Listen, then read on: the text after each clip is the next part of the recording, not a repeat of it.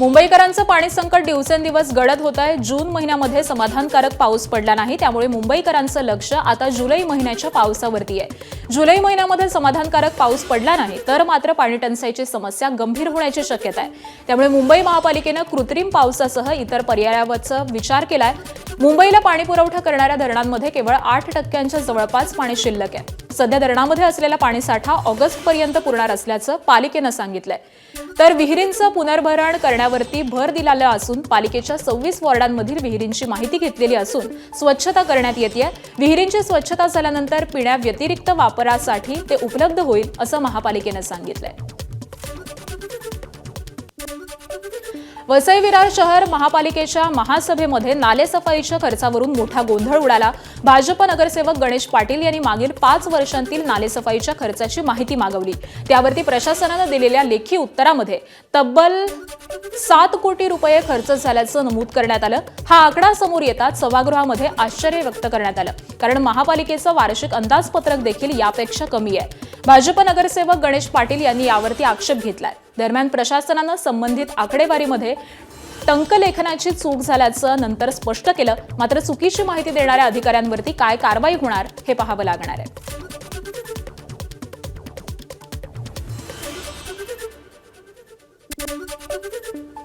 वसई विरार महापालिकेच्या महासभेमध्ये नाल्यांच्या सफाईच्या खर्चावरून झालेल्या चर्चेदरम्यान अनपेक्षित वाद निर्माण झाला। यावरती चर्चा सुरू असताना भाजपचे गटनेते अशोक शेळके यांनी घनकचरा विभागाच्या उपायुक्त अर्चना दिवे यांच्याबाबत त्यांच्या आडनावावरून उपहासात्मक टिप्पणी केल्याचा आरोप करण्यात आला।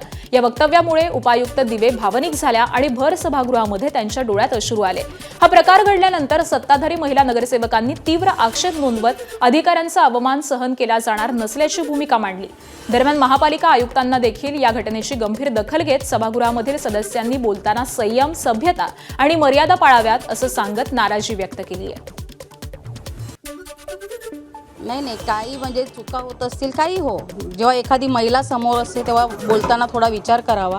भले त्यांची चुकी असो का, कारण आता कसं 50% महिला आरक्षण असल्यावर सभेमध्ये 50% महिलासुद्धा असतात, म्हणून विषयाला धरूनच बोलावं। कारण आपण कसं लोकांच्या समस्या सोडवण्यासाठी सभेमध्ये येतो, परंतु सभेमध्ये काय होतं, लोकांच्या समस्या बाजूला राहून काहीतरी वेगळाच विषय चालू होतो। म्हणून आम्ही नेहमी प्रयत्न करतो की विषयाला धरूनच आम्ही बोलावं, काहीतरी वेगळा विषय आणून काहीतरी वेळ फुकट जाऊन लोकांचा वेळ आपण फुकट जाऊन देतो। आपण आपला वेळ फुकट नाही, कारण याच्यामध्ये लोकांचे विषय बाजूला राहिले जातात आणि कशाचं तरी दुसऱ्याच विषयाला जास्त प्राधान्य दिलं जातं। मुख्यमंत्री देवेंद्र फडणवीसांच्या उपस्थितीत भाजप खासदार आमदारांची बैठक रात्री उशिरा झाली। यावेळी भाजप राष्ट्रीय सहसंघटन मंत्री शिवप्रकाश, भाजप प्रदेशाध्यक्ष आमदार रवींद्र चव्हाण आणि इतर नेते उपस्थित होते। संघटनात्मक चर्चेसह SIR संदर्भामध्ये बैठकीत चर्चा झालेली आहे। तसंच BLA 2 नेमणुकी संदर्भामध्ये देखील चर्चा झाली आहे। सातारा सांगली विधान परिषद निवडणूक निकाल जाहीर होता जयकुमार गोरे यांनी निवडणुकीची रणनीती सांगितली आहे। सोबत येतील त्यांना घेऊन आणि सोबत कोणी नाही आलं तरीही निवडणूक जिंकायचीच अशा सूचना मुख्यमंत्र्यांनी दिलेल्या होत्या, असं जयकुमार गोरे यांनी म्हटलंय। महायुतीमधील मित्रपक्षांनी शेवटच्या टप्प्यामध्ये साथ दिली आणि त्यामुळे विजयाचा आणखी मजबूत झाला, असं जयकुमार गोरे म्हणाले। गोरेंच्या विधानामधून मित्रपक्षांना अप्रत्यक्ष इशारा दिल्याची चर्चा राजकीय वर्तुळात रंगतीये। न्याय देण्याची भूमिका भारतीय जनता पक्ष आणि आमचे नेते आदरणीय देवेंद्र फडणवीस साहेब सातत्याने घेत असतात, आणि त्यामुळं आम्ही पहिल्यापासून महायुती म्हणून ही निवडणूक लढवण्याचा निर्णय घेतलेला होता। आणि कुठल्याही परिस्थितीमध्ये म्हणजे जे लोक सोबत येतील त्यांना सोबत घेऊन रागडी कोण नाही आलं तरी ही निवडणूक जिंकायचीच आहे या उद्देशानं निवडणूक लढवण्याच्या सूचना माननीय देवेंद्र फडणवीस साहेबांनी दिलेल्या होत्या, आणि त्या सूचनेचं अनुपालन करून भारतीय जनता पक्षाचा आणि महायुतीचा प्रत्येक कार्यकर्ता ताकदीने लढला आणि खूप मोठा विजय या निमित्ताने झाला।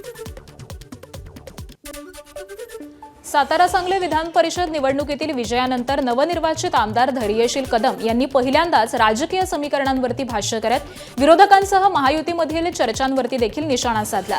ही निवडणूक चुरशीची नव्हतीच। मुख्यमंत्री देवेंद्र फडणवीस आणि दोन्ही उपमुख्यमंत्री यांनी महायुतीचा उमेदवार म्हणून माझी निवड केली होती। महायुतीकडे पुरेसं संख्याबळ होतं। विरोधी उमेदवारांना मतांची बेरीज केली असती तर ही निवडणूक बिनविरोध झाली असती, असा दावा धैर्यशील कदम यांनी केला। कुठंतरी सातारा सांगली- महायुतीमध्ये असंतुष्टता आहे, नेत्यामध्ये विसंवाद आहे असं समजूत करून घेऊन त्या ठिकाणी समोरनं उमेदवारी आली आणि आमच्या नगरसेवकांनी, आमच्या जिल्हा परिषद सदस्यांनी, आमच्या सभापतींनी या ठिकाणी त्याला चोख उत्तर दिलेलं आहे. जवळजवळ 301 मताचा फरक या ठिकाणी ऐतिहासिक फरक आहे. यापूर्वी कधीच सांगली सातारा विधान परिषदेला भारतीय जनता पार्टीचा आमदार निवडून आला नव्हता आणि ही एक परिवर्तनाची नांदी पश्चिम महाराष्ट्रातली म्हणली तर वावगं ठरणार नाही. मी सगळ्या मतदारांचं, सगळ्या नेत्यांचं मनापासून आभार मानेन.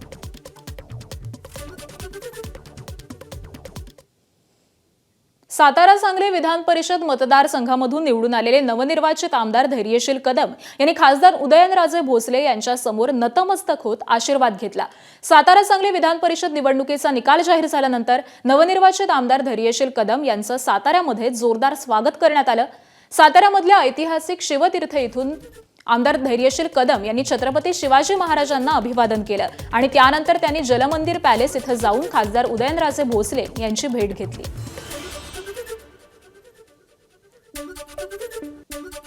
एक लक्षात घ्या की ज्या वेळेस निर्णय होतो तो काय माझ्यामुळे होत नाही. जेवढे म्हणून आमदार आहेत त्या संपूर्ण जिल्ह्यात त्या सर्वांनी बसून हा निर्णय घेतला आणि त्यामुळं आज या ठिकाणी माझे अत्यंत जवळचे मित्र आज आमदार म्हणून त्यांची विजय झाले आणि भरपूर खूप मनापासून आनंद होतो. पुरातत्व विभाग काल पंढरपूरच्या विठ्ठल रुक्मिणी मूर्तीवरती लेपन करण्याची प्रक्रिया सुरू करणार होता, परंतु रासायनिक लेपन प्रक्रियेला न्यायालयानं स्थगिती दिल्यानंतर मंदिर समितीनं जिल्हा सत्र न्यायालयामध्ये दाद मागितली आहे. यावरती आजच सुनावणी होणार असून मूर्तीवरती रासायनिक लेपन करण्याबाबतचा निर्णय आजच अपेक्षित असल्याचं मंदिर कार्यकारी अधिकारी राजेंद्र शेळकेंनी सांगितलंय. वास्तविक आज आणि परवा असे 2 दिवस विठ्ठल मंदिर दर्शनासाठी बंद ठेवण्याची घोषणा यापूर्वी करण्यात आली होती. मात्र आता लेपन प्रक्रिया लांबल्यामुळे मंदिर समितीनं मंदिर सुरू ठेवण्याचा निर्णय घेतलाय. विठ्ठल रुक्मिणी मूर्तीच्या लेपन प्रक्रियेबाबत आज निर्णय झाल्यास पुन्हा याबाबत मंदिर समिती काय भूमिका घेते हे आज स्पष्ट होईल. पंढरपूर येथील माननीय न्यायालयामध्ये याचिका दाखल झाली आणि या प्रक्रियेला स्थगिती मिळालेली आहे. या स्थगिती अर्जावरती मंदिरे समितीमार्फत आजच अपील सुद्धा दाखल केलेला आहे. उद्या त्याची सुनावणी होईल. निश्चितच मंदिरे समिती आपली बाजू ठामपणे मांडून ही प्रक्रिया कशी योग्य आहे याविषयी निश्चितच कोर्टात दाद मागेल. हिंगोली जिल्ह्यातील पिंपरी बुद्रुक आणि कृष्णापूर परिसरामध्ये 2024 मध्ये झालेल्या अतिवृष्टीनं नदीकाठच्या आणि ओढ्याकाठच्या शेतजमिनी अक्षरशः खरडून गेल्या होत्या. सुपीक माती वाहून गेली, जमीन खचली आणि उभ्या पिकांचं देखील मोठं नुकसान झालं. या नुकसानग्रस्त शेतकऱ्यांना शासनानं विशेष मदत जाहीर केली होती. महसूल आणि कृषी विभागानं पंचनामे देखील केले. मात्र आता या मदत वाटपामध्ये धक्कादायक गैरप्रकार झाल्याचा आरोप समोर आलाय. नुकसान झालेल्या शेतकऱ्यांच्या 7/12 गट क्रमांकावरती शासनाकडून मदत मंजूर झाली खरी, पण ती रक्कम संबंधित शेतकऱ्यांच्या खात्यात न जाता भलत्याच व्यक्तीच्या नावावरती वितरित केल्याचा आरोप होतोय. विशेष म्हणजे मदत मिळालेल्या काही व्यक्ती भूमिहीन असल्याचं तर काही जण गावाचे रहिवासी नसल्याचं शेतकरी सांगतायत. या प्रकारामुळे जिल्ह्यामध्ये खळबळ उडालेली असून शेतकऱ्यांच्या टाळूवरील लोणी नेमकं कोण खातंय अशी चर्चा सुरू झाली आहे. दरम्यान फसवणूक झालेल्या शेतकऱ्यांनी जिल्हाधिकाऱ्यांकडे धाव घेत संपूर्ण प्रकरणाची उच्चस्तरीय चौकशी करण्याची मागणी केलेली आहे. आमच्या गावात काही ठराविक लोकांनी एका गट नंबरवर 4 लोक बेघर लोक भूमिहीन लोकांची नावं घेतलेली आहेत आणि त्याने अनुदान उचललंय. त्याच्यात आज आम्ही आलेले सर्व शेतकरी जवळपास आम्ही सर्व या ठिकाणी पात्र लोक आलेले आहोत. आम्हाला 1 रुपया भेटला नाही. चौकशी करून आम्हाला सुद्धा मिळण्यात यावं. आमच्या गावात जो प्रकार घडलेला आहे खरडणीविषयीचा, याच्यामध्ये आम्ही आजपर्यंत वारंवार तातडीचे समजा की आमच्या चौकशी व्हावं. हे जे काय खरडणी झालेली आहे, शेतकऱ्याला या लाभापासून वंचित राहिलेले जे समजा याच्यामध्ये कोण कृषी साहेब आणि तलाठी साहेब यांनी बोगस पंचनामे केले. 2024 मध्ये महापूर आलेला होता. त्याच्यामध्ये खरडणी भरपूर प्रमाणात झालेली आहे. तरी कमीत कमी आज 70% आज लोकांना पैसे नाही आले. त्या म्हणजे 30%लाच आलेले आहेत. आणि गट एका शेतकऱ्याचा, नाव एका शेतकऱ्याचं आणि एका परिवारामध्ये प्रमुखाला पैसे आलेले त्याच्यामध्ये ज्याच्या नावानं वावर नाही त्या परिवारामध्ये त्या मुलाला लेकरायला त्या अकाउंट म्हणजे खात्यात पैसे आलेले आहेत. एबीपी माझा, उघडा डोळे बघा नीट.